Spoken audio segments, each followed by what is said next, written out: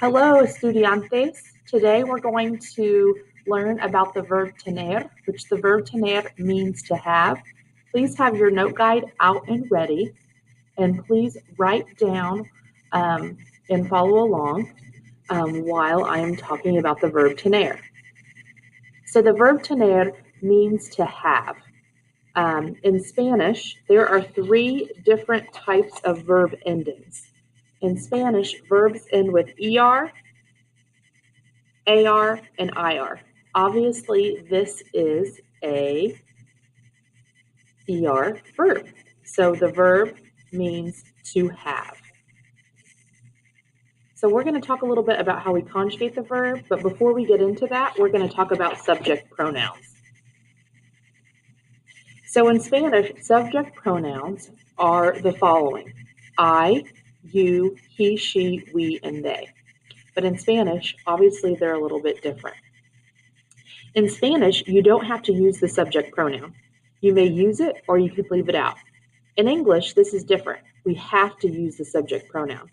Right now in my examples and in class, I will use it most of the time. So in Spanish 1, or in Spanish, yo is I. So please write down I. In Spanish, tú is you. Tú is you. You would use this when you're speaking with someone you're comfortable with, like a friend or maybe even a family member. In Spanish, the usted, él, ella form with subject pronoun would be he or she. You would use the usted form when you want to be formal with someone or you want to show respect. For example, when you're talking with someone that's older than you. In Spanish, nosotros or nosotras is we. Now remember, we use nosotros when we are talking to just a group of boys or men. We use nosotras if we're talking with a group of girls. But if there are boys and girls mixed, we use the masculine form nosotros. The ustedes, ellos form is they, so you need to write down they. You would use ustedes when you're talking to a group of people you want to show respect to. You would use ellos when you're talking to a group of boys, or boys and girls mixed. You would use ellas when you're talking to a group of girls. Remember again, in Spanish, masculinity overrules femininity. So if there's boys and girls mixed, we use the masculine form.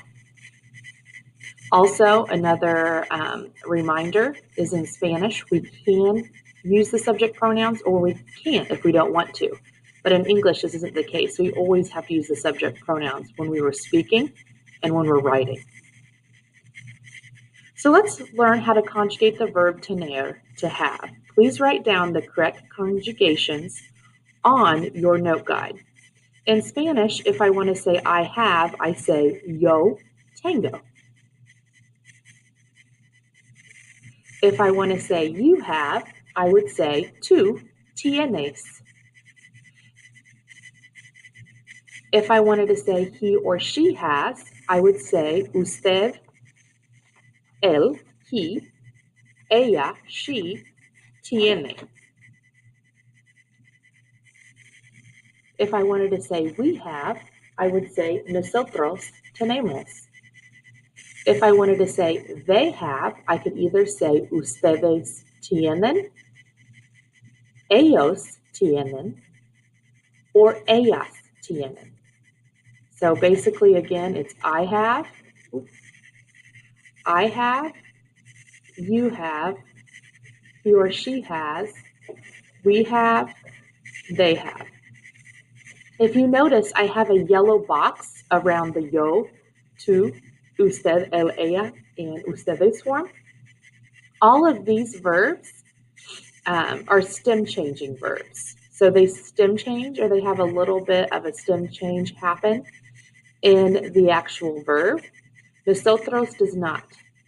So just remember, tengo, I have, tienes, you have, usted, él, ella tiene, he or she has, tenemos, we have, Ustedes, ellos tienen, they have.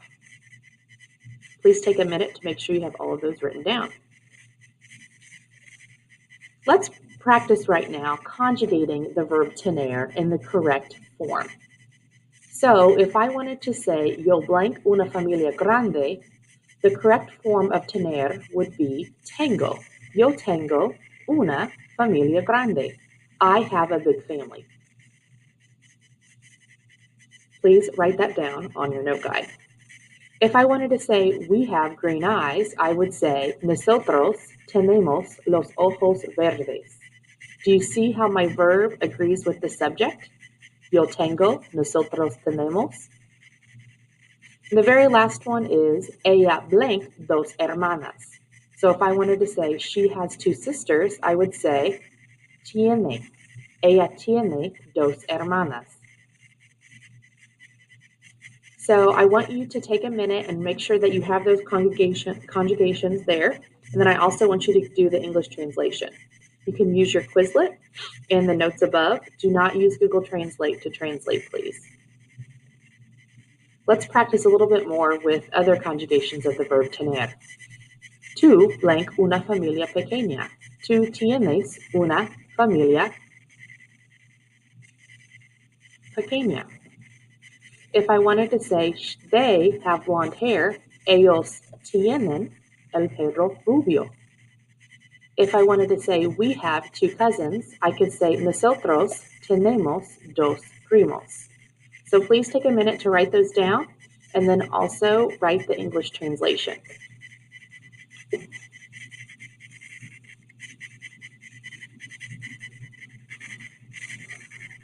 Now, the very last activity that I want you to do is I want you to answer these questions about yourself using the verb tener.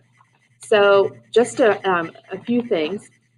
Make sure you're using the correct article. Remember, in Spanish, if you have a sister, you would say una hermana. If you have a brother and a sister, masculinity overrules femininity.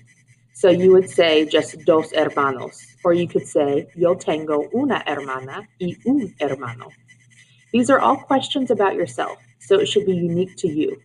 Use your vocabulary sheet if you forget the vocabulary words. Please be ready for a short grammar quiz over tener first thing tomorrow. Also, during class time, tell me something that you want for Christmas. This will be my indication that you watched the video. Thank you, and I will see you tomorrow. Make sure you stop the video, answer these questions about yourself. Good luck. Buena suerte.